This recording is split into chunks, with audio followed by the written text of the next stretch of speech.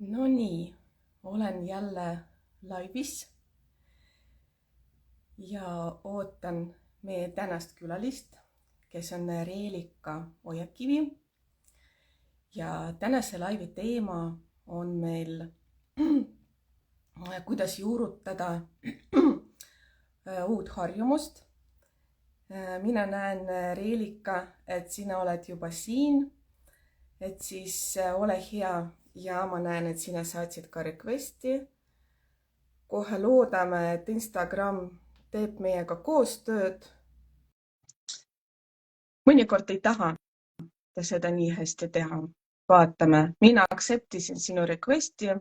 Loodame, et meil sinuga kõik õnnestub. Natuke ilmselt peab ootama.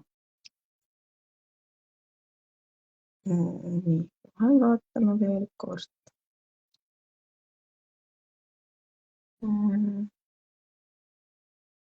Huvitav. Tundub, et ikkagi midagi läheb natuke valesti.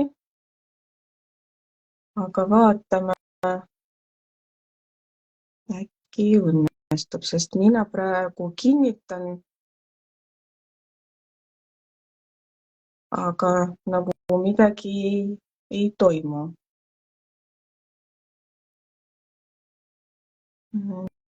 Nii. Aga nii, mõtleme, üks hetk vaatame, äkki õnnestub tal ikkagi siin midagi nagu meile pakkuda sellele Instagramile. Ma proovin niimoodi, et mina saadan sulle invite'i. Ai, ma näen, et sina saatsid mulle ja mina ei saata. Kohe vaatame. Ma aktseptisin sinu requesti, aga millegipärast nagu ei toimu.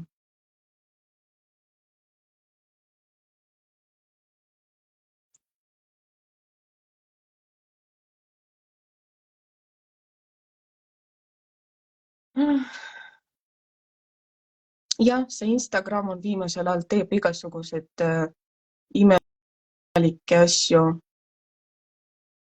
Et ootame natuke, aga nii kaua, kui me ootame, me võib-olla, ma küsiksin teie käest, kes te siin praegu olete või kes te hakkate pärast meid järele vaatama, et kuidas teil uute harjumustega juurutamisega, kas õnnestub alati neid ellu viia, kui olete midagi otsustanud ja millist taktikat võib-olla te selleks kasutate, et meil oleks väga-väga äge teada saada, millised meetodid teie kasutate, et kujundada seda uut harjumust. Ja ma kohe veel korra proovin seda teema niimoodi, et nii, ma kutsun sind, Reelika, ma saadan sulle praegu seda.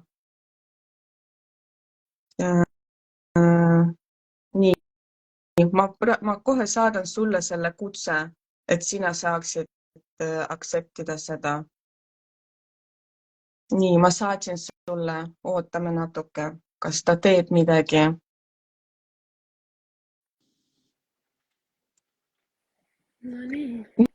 No nii. Õnnestus ja õnnestus seda nii palju, et mina näen ainult ennast, sind ma ei näe, ma ei tea, kuidas sina, kas sa näed mind või ei näe? Mina näen sind ka. No siis on hea. Te võite meile märku anda, et kuidas teil on, kui keegi meid praegu kuulab ja näeb, et siis kirjutage palun, kas te näete meid mõlemaid või ainult mind või ainult Reelikat.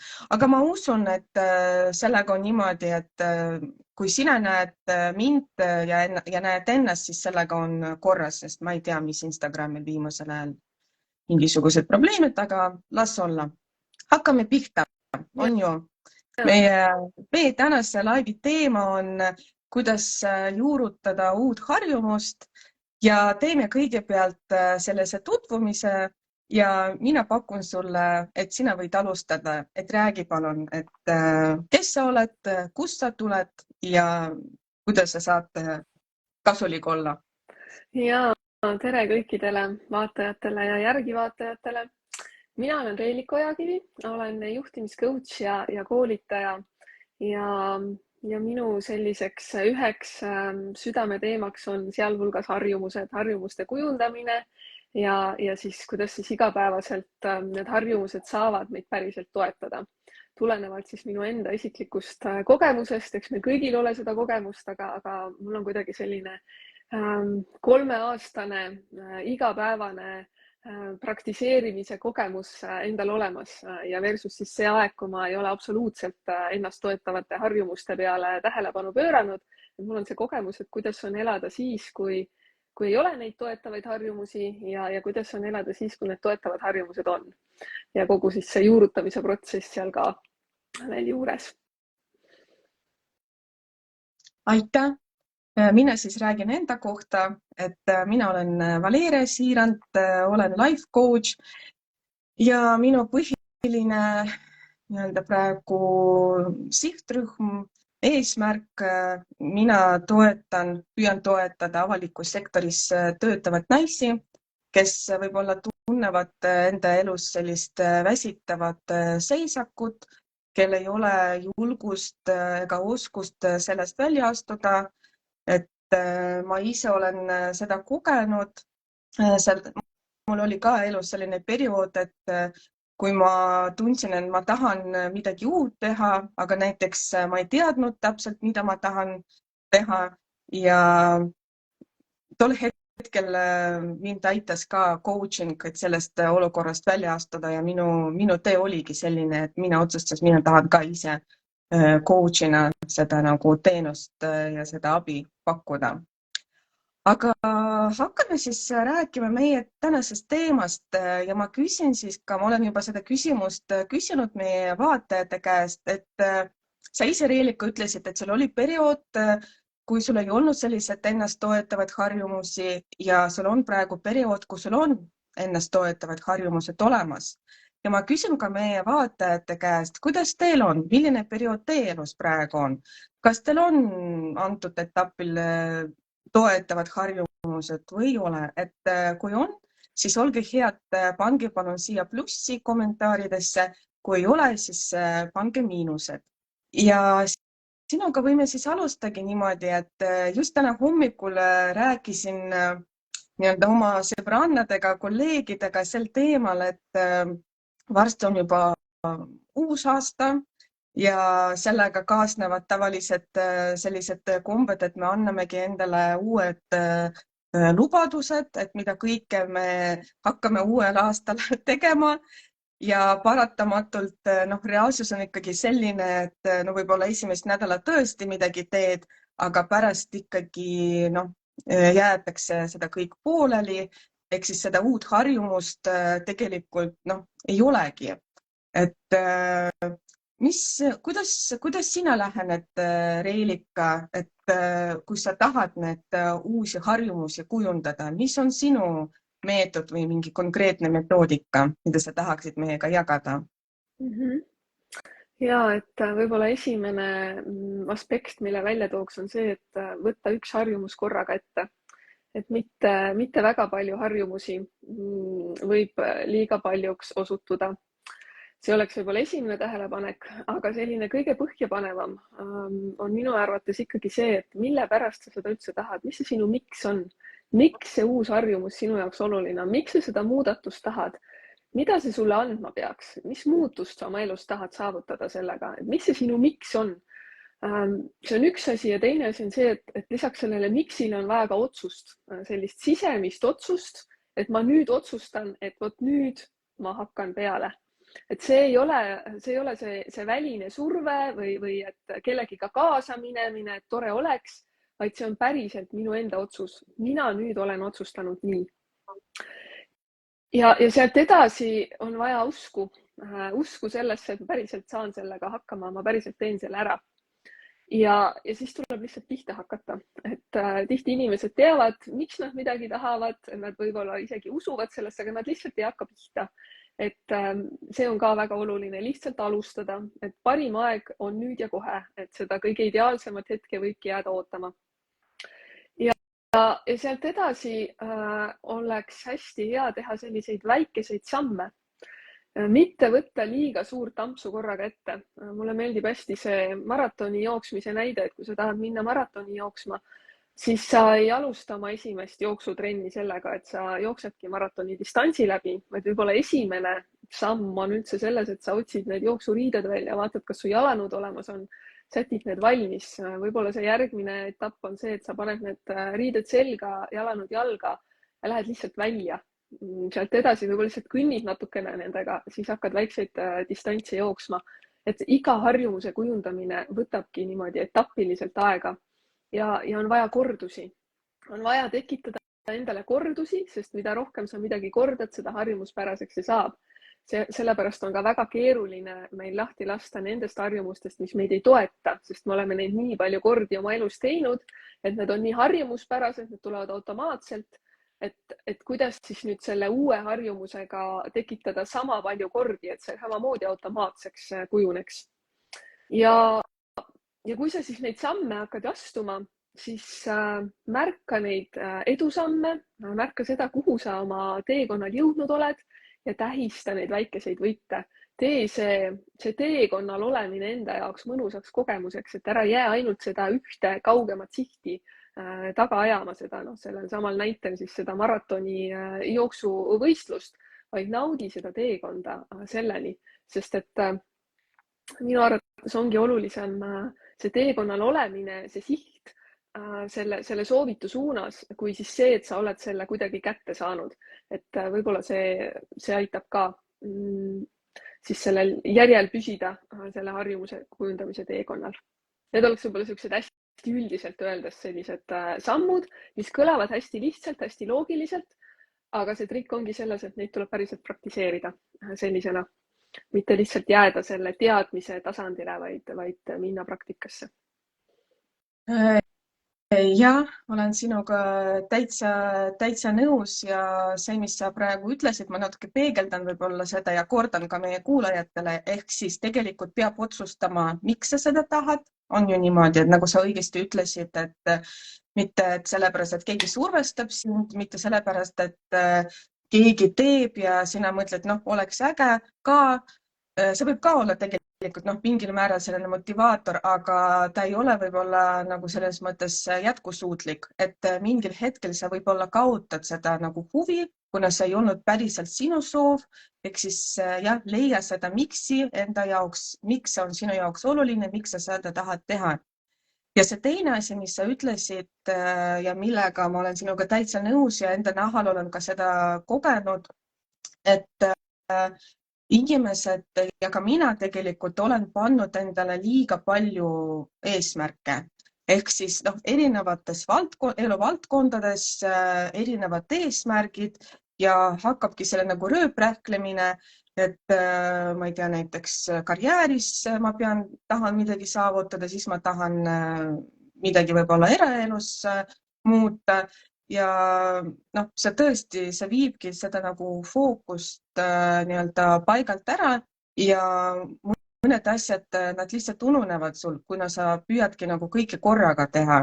Ja mulle meeldib see, mis sa ütlesid, et tee seda sellistest nagu väikesteks nagu distantsideks. Et jah, inimesed väga tihti mõtlevad selle nagu oma suurest eesmärgist, et nad jooksevad seda maratoni, aga tegelikult peab seda nagu sellisteks nagu väikesteks distantsideks tegema. Ehk siis sa pead need lühiajalise eesmärke ka ikkagi nagu tajuma, et sa saad aru, et kuhu sa tegelikult tahad siin lähiajal jõuda. Nii, sa tahad veel midagi lisada? Ei, hetkel vist mitte, et vaata, mis sul seal veel need ägedad küsimused on. Ja, mul oli selline ka küsimus, et millega siis inimesed kokku puutuvad, kui nad oletame, et mina olen see inimene, kes nüüd on otsustanud, et nii, nüüd on mul kõik selge, mul on see miks selge, ma olen selle niimoodi enda jaoks otsustanud ja eesmärk on ka olemas ja tahe on selline, et üle pea põhimõtteliselt ja iseenesest nagu võib-olla hakkangi nagu tegutsema. Sa ütlesid ka seda väga õiget nüanssi, et inimesed võivad planeerida, aga tegelikult tegutsema ka peab. Ehk siis reaalselt tee need mikrosammud kohe siin ja praegu. Ehk siis ära oota seda ideaalset hetke. Aga enda kogemusest oskad sa äkki võib-olla välja tuua, et millised need takistused kõige levinumad, millega inimesed kokku puutuvad, kui nad kõik on juba nagu käima pannud, aga mingil hetkel tuleb see nagu tagasilöög, et mis need on ja kuidas nendega toime tulla? No tegelikult, kui see miks on teada, see otsus on olemas ja see tahe on ka olemas, tegelikult oled sa peatamatu, siis sa lihtsalt teed need asjad ära. Aga mingisugusel hetkel hakkab mingi hääleke peas rääkima, et aga juba on hea olla, aga võib-olla ma täna võin vahele jätta, võib-olla täna polegi vaja. Ja aga mul pole hetkel aega, mul on midagi muud on just ka nagu tähtsamat. Et need on need märgid sellest, kuidas sa siis oled oma sellel miksi teekonnalt natuke kõrvale kaldunud. Et kõige olulisem on seda miksi kogu aeg endaga kaasas kanda ja nendel hetkedel seda meeles pidada ja meelde tuletada. Loomulikult on keerulisem seda kõike teha, kui see keskkond ei ole sind toetav. Et no näiteks, et kui sa püüad suhkrusöömisest lahti lasta, aga see keskkond, kus sa igapäevaselt kas töötad või siis elad, kubiseb sellest magusast, see on sul kogu aeg silme all, siis võib olla keerulisem seda oma distsipliini hoida ja tahtejõudu kasutada ja oma miksi silme ees hoida. Et seda siis päriselt ka ära teha. Et ma arvan, et see sihuke keskkond on hästi oluline, nagu füüsilise keskkonna mõttes, inimeste mõttes, kes sind ümbritsevad, kuivõrd toetavad nad selles suhtes on ja kas nad ise ka siis praktiseerivad, et mida rohkem su lähiringkond samade harjumuste järgi nii-öelda elab, seda lihtsam on sul seda ka praktiseerida. Ja võib-olla vastutuspartner on midagi, mida võiks ka vähemasti siis selle teekonna alguses omada, et oleks see keegi inimene, kellega jagada seda oma kogemust, et kuule, mul läheb niimoodi ja see keegi küsib su käest, et kas sa päriselt läksid jooksma, mitu saiakest sa nüüd sõid, mis iganes see harjumus on, mitu tundi sa öösel magasid, et ta küsib päriselt, ta tunneb huvi ja siis ei ole see ainult iseendale välja öeldud selline eesmärk, siht, vaid sa oled selle välja öelnud nii, et keegi teine on seda kuulnud. Et see aitab kaasa ka sellele, et sa ei hakka iseennast saboteerima selle koha peale, et aga keegi ei teagi, millega ma siin tegelen, võib-olla praegu ikkagi ei ole õige hetk, mul on siin tähtsamaid asju teha, aga jällegi sellest ringist aitab välja see, kui sa jõuad selleni, miks sa päriselt alustasid, mis muutust sa tahad saada, et see on see valiku koht, et kas sa leiad vabandusi, miks mitte teha, või sa paned oma fookuse sellele, mida sa päriselt tahad. Teadvustades, et see võtab aega, et see ei tule üleöö. Jah, me tahaks, et üleöö need asjad juhtuks, aga need ei juhtu üleöö. Sellepärast, et need võtavad aega, nagu ma ütlesin, iga harjumus vajab kordust ja kordust tähendab seda, et sa pead päriselt seda praktiseerima, mitte ainult mõtlema. Et võib-olla need on sellised esimesed asjad, mis mul kohe pähe tulevad. Võib-olla sul on endal täiendada siin. Jaa. Ma kõigepealt küsin ka meie kuulajate käest, et kuidas neil on, mis meetodid, mis taktikad nemad kasutavad, kui nad hakkavad uut harjumust nii-öelda looma enda elus.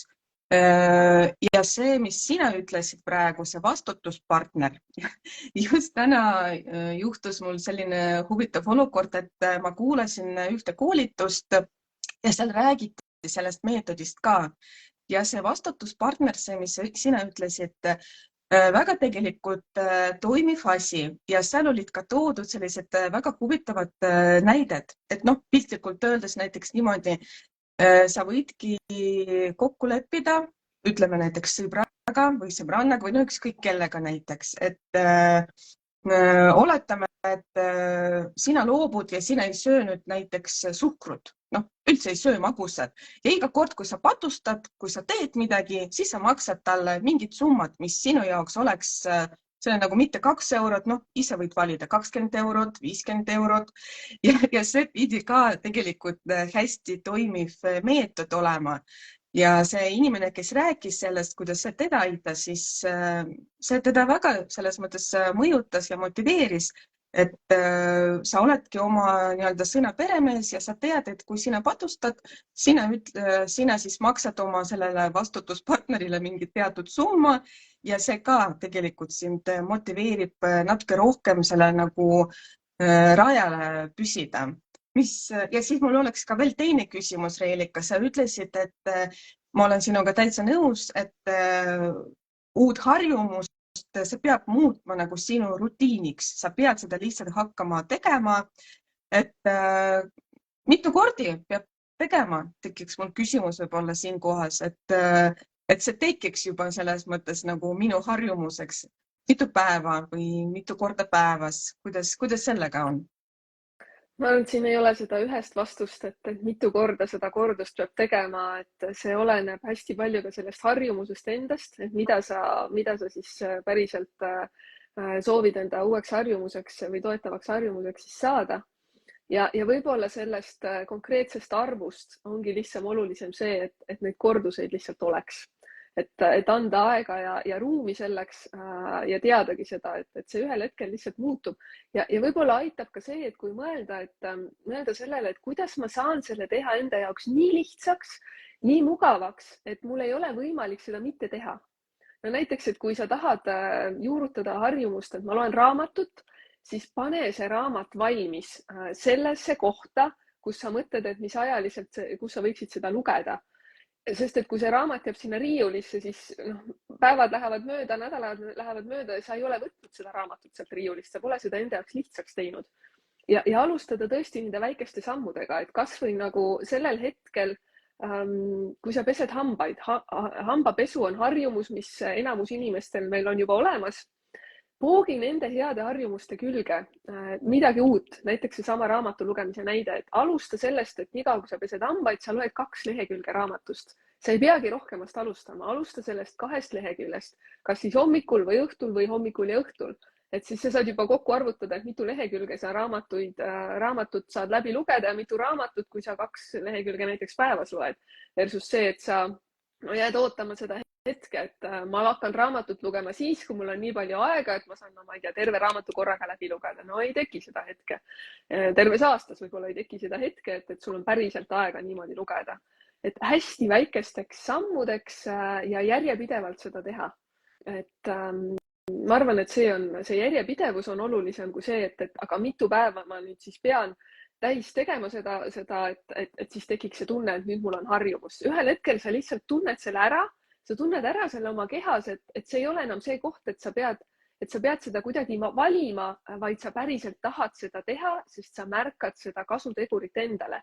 Sa näed, kuidas see sind tõstab, kas see sulle annab energiat, täidab sind moel või teisel, oleneb jälle harjumusest.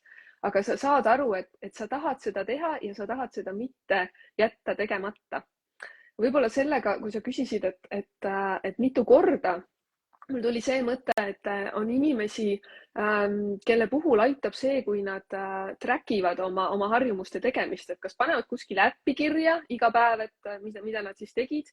Või siis tegelikult veel ägedam on, kui sa võtadki paberi ja pliiatsi ja ise tõmbad neid ristikesi sinna kuskile, see on kogu aeg visuaalselt silme ees ja sa näed seda jada, mis sul sinna tekib nendest, et esimene päev, teine päev, kolmas päev, muudkui märkad seda. Ja siis, kui see jada läheb aina pikemaks, siis sul tekib see tunne, ma ei taha seda katkestada, seda jada. Et ma tahangi, et see jada jätkuks, et need pisikesed märkamised sellest, et ma olen juba 1 päeva teinud, ma olen terve nädala juba praktiseerinud, juba kuu aega, ma ei tea, 3 kuud pole magusat söönud, et kui äge, eks ju, et märgata seda kõike kogu aeg ja rääkida seda oma kogemust, jagada seda teistega. Teised saavad küsida, kaasa elada, sa saad neid inspireerida ja jälle tekib see vastutuse moment, et kui ma räägin, nad jälgivad, et siis et ma ei tea, ma teen seda küll enda pärast, aga see selline väline toetus võib alguses eriti oluline olla sellel teekonnal. Jaa, täitsa äge ja täitsa nõus olen sinuga. Ja võib-olla selline viimane küsimus, mis on hästi oluline, enne kui me hakkame juba vaikselt otsad kokku tõmbama. Et sa rääkisid, et see miks on väga oluline ja kui see on sul selge, siis sa oled peatamatu. Aga kuidas sina, mis meetodid sina kasutad selleks, et selle miksi mitte ära unustada? Sest noh, võivad olla sellised olukorrad, sellised perioodid elus, et kuidagi see miks ununeb mingil põhjusel.